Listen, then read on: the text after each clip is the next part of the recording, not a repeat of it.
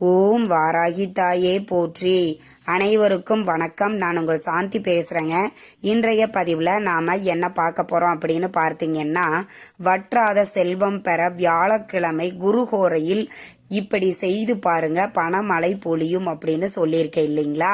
இந்த குருஹோரையில் நாம என்ன செய்யணும், எப்படி செய்யணும், எந்த நேரம், அந்த குருஹோரை நேரம் என்ன அப்படிங்கறத பத்தி இந்த பதிவுல நாம தெளிவாக பார்க்கலாம். அதற்கு முன்னாடி நம்ம சேனலை சப்ஸ்கிரைப் பண்ணாதவங்க சப்ஸ்கிரைப் பண்ணிக்கோங்க. பக்கத்திலே இருக்கிற பெல் ஐக்கானை கிளிக் பண்ணிக்கோங்க. அப்பதான் நான் போடுற எந்த ஒரு வீடியோவா இருந்தாலும் உடனே உங்களுக்கு நோட்டிபிகேஷன்ல வரும். இப்போ பார்த்தீங்கன்னா, நம்ம வீடுகளில் என்றென்றைக்கும் பணம் வற்றாமல் இருக்க வேண்டும், செல்வம் நிறைந்து இருக்க வேண்டும் அப்படின்னாலே நம்ம மகாலட்சுமி தாயாரின் அருளோடு சேர்த்து குபேரரினுடைய அருளையும் நாம பெற வேண்டும். அப்படி ஒவ்வொரு வியாழக்கிழமையும் குருஹோரையில் நாம குபேரரை இப்படி வழிபாடு செய்தோம் அப்படின்னா நம்ம வீட்டுல என்றென்றைக்கும் செல்வம் அப்படிங்கிறது நிறைந்து இருக்கும், வறுமைகள் நீங்கும் அப்படின்னு சொல்லப்பட்டிருக்குது. இப்போ வியாழக்கிழமை தோறும் குபேரர் பூஜை நிறைய பேர் செய்வீங்க.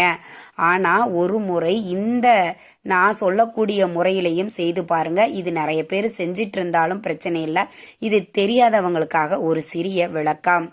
குருஹோரையில நாம செய்யணும். குபேரர் பூஜை பார்த்தீங்க அப்படின்னா நாம குருஹோரையில செய்வது அப்படிங்கிறது மிக மிக சிறப்பு வாய்ந்தது.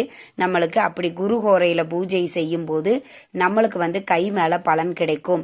இந்த பூஜை யாரெல்லாம் செய்யலாம் அப்படின்னு பார்த்தீங்கன்னா, பண தேவைகள் யார் யாருக்கு இருக்கிறதோ, நம்ம வீட்டுல என்றென்றைக்கும் செல்வம் நிறைந்து இருக்கணும் அப்படின்னு நீங்க நினைச்சீங்கன்னா எல்லோருமே இந்த பூஜையை நீங்க தாராளமா செய்யலாம்.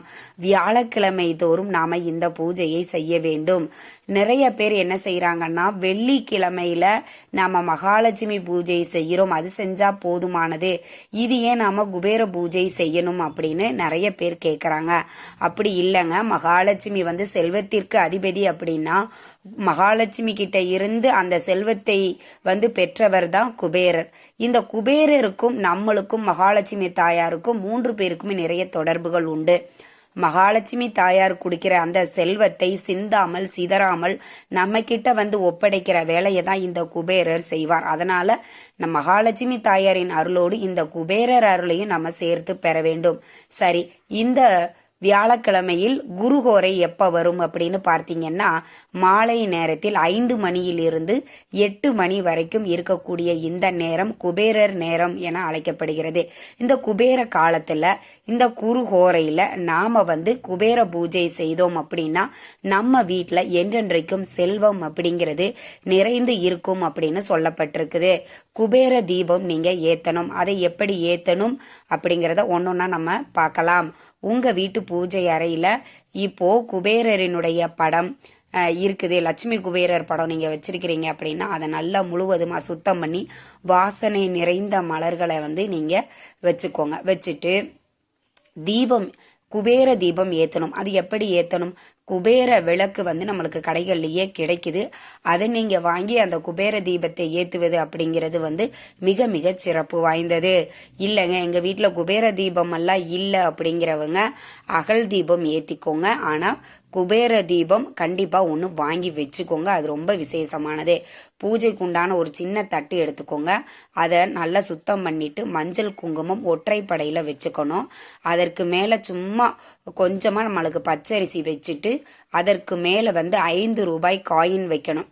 இந்த குபேரருக்கு பிடித்த எண் என்னன்னு பார்த்தீங்கன்னா 5. அதனால அந்த 5 ரூபாய் காயின் ஒன்று வச்சுட்டு அதற்கு மேல இந்த குபேர விளக்கு வைக்கணும். இந்த குபேர விளக்குலையும் நம்ம மஞ்சள் குங்குமம் கீழிருந்து மேலாக போக வேண்டும். அப்படி வச்சுட்டு நீங்க நல்லெண்ணெயோ நெய்யோ நீங்க ஊத்தி பச்சை நிற திரி போட்டு நீங்க ஏத்தணும். பச்சை நிறம் அப்படிங்கிறது குபேரருக்கு பிடித்த ஒரு நிறம். பணத்தை வசியப்படுத்துவதற்கும் பணத்தை ஈர்ப்பதற்கும் இந்த பச்சை நிறம் அப்படிங்கிறது அதற்கு அந்த ஈர்க்கும் தன்மை கொண்டது பணத்தை. அதனால இந்த பச்சை நிற திரி போட்டு இந்த குபேர தீபத்தை நீங்க ஏத்தி வச்சுக்கோங்க. அதற்கு அப்புறமாக பார்த்தீங்கன்னா, இந்த தீபம் ஏத்தும் போது குபேரனுடைய இந்த ஸ்லோகத்தை சொல்லிக்கிட்டே நீங்க தீபம் ஏத்துங்க. ஓம் ஸ்ரீம் க்ரீம் க்ளீம் லக்ஷ்மி குபேராய நம அப்படிங்கிற இந்த மந்திரத்தை சொல்லிட்டு நீங்க இந்த தீபத்தை ஏத்துங்க. ஏத்தி முடிச்சிட்டு நீங்க வந்து உங்களால என்ன நெய்வேத்தியம், அதாவது இனிப்பு வகைகளை நீங்க இவருக்கு வந்து செய்ய வேண்டும். எந்த வீட்டில் அடிக்கடி இனிப்பு வகைகள்லாம் செய்கிறாங்களோ அந்த வீட்டில் மகாலட்சுமி தாயாரின் அருள் பரிபூரணமாக கிடைக்கும் அப்படின்னு சொல்லுவாங்க. அதனால இனிப்பு வகைகளை நீங்க செஞ்சு வச்சுக்கோங்க. முதல்ல நீங்க விநாயகருக்கு தான் பூஜை செய்யணும். எந்த பூஜை செய்தாலும் முதல்ல நம்ம விநாயகரை வழிபாடு செஞ்சுட்டு அதற்கு அப்புறமாக நம்ம குபேரரை வழிபாடு செய்யணும். குபேரரினுடைய காயத்ரி மந்திரத்தை நான் இப்போவும் உங்களுக்கு சொல்றேன், கீழே நான் டிஸ்கிரிப்ஷன்லையும் கொடுக்குறேன். அதை வந்து நீங்க எழுதி வச்சுக்கோங்க. ஓம் யட்சராஜாய வித்மகே வஸ்ரவணாய தீமகி தன்னோ குபேர பிரச்சோதயாத். ஓம் யட்சராஜாய வித்மகி வைஷ்ணவராய தீமகி தன்னோ குபேர பிரச்சோதயாத் அப்படிங்கிற இந்த மந்திரத்தை நீங்க வந்து 108 முறை சொல்லி நீங்க குபேரரை அர்ச்சனை பண்ணலாம். நாணய அர்ச்சனை பண்ணலாம், பூக்களால் அர்ச்சனை செய்யுங்க. இந்த மாதிரி செஞ்சு முடிச்சிட்டு தீப தூப ஆராதனை எல்லாம் காட்டிட்டு உங்களுடைய பூஜையை நிறைவு செய்து கொள்ளுங்கள். இந்த மாதிரி ஒவ்வொரு வியாழக்கிழமையும் நம்ம குபேரரை இந்த குரு ஹோரையில நாம வழிபாடு செய்தோம் அப்படின்னா நம்ம வீடுகளில் என்றென்றைக்கும் செல்வம் அப்படிங்கிறது நிறைந்து இருக்கும், வறுமைகள் நீங்கும். நிறைய பேருடைய எங்க வாழ்க்கையில வந்து நாங்கள் ஒரு 10 ரூபாய் சேர்த்து வச்சது இல்லைங்க. கஷ்டப்பட்டுக்கிட்டே இருக்கிறோம். எங்கள் அம்மா கஷ்டப்பட்டாங்க, இப்போ நான் கஷ்டப்பட்டுட்டு இருக்கிறேன். நாளைக்கு என் பிள்ளைங்க கஷ்டப்படாமல் நல்லபடியாக வாழணும் அப்படின்னு நீங்கள் நினைக்கிறீங்கன்னா ஒவ்வொரு வியாழக்கிழமையும் நீங்கள் இந்த குபேர பூஜையை செய்யுங்க. அதே மாதிரி வாசலில் வந்து வியாழக்கிழமை காலையில் நீங்கள் வாச தெளிச்சு கோலம் போடுவீங்க இல்லைங்களா, அப்போ வந்து அரிசி மாவையும் கலந்து நீங்கள் கோலம் போடுவது ரொம்ப சிறப்பு வாய்ந்தது. வியாழக்கிழமை வந்து நம்ம நிலைவாசலை, நிறைய பேர் வெள்ளிக்கிழமை நிலைவாசல் பூஜை செய்வாங்க, ஆனா வியாழக்கிழமை செய்வதும் மிக மிக சிறப்பு வாய்ந்தது.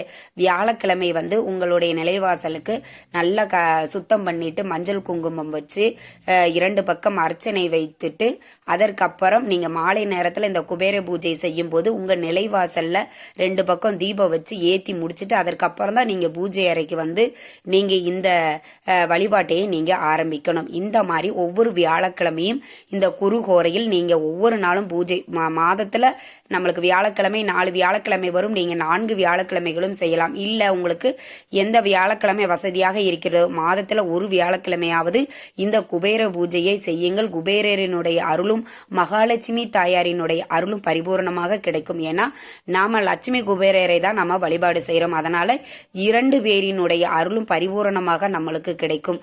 அதனால் வற்றாத செல்வமும் பணமழையும் நம் வீட்டில் பொழியும் என்பதில் எந்த ஒரு சந்தேகமும் இல்லை. இந்த தகவல் உங்களுக்கு ரொம்பவுமே பயனுள்ளதாக இருந்திருக்கும்னு நினைக்கிறேங்க. வீடியோ பிடிச்சிருந்தா லைக் பண்ணுங்க, ஷேர் பண்ணுங்க, கமெண்ட் பண்ணுங்க. இந்த பதிவை உங்களுடைய உற்றார் உறவினர்கள் நண்பர்களுக்கும் ஷேர் பண்ணுங்க. அவங்களும் பார்த்து பயன்பெறட்டும். நன்றி, வணக்கம்.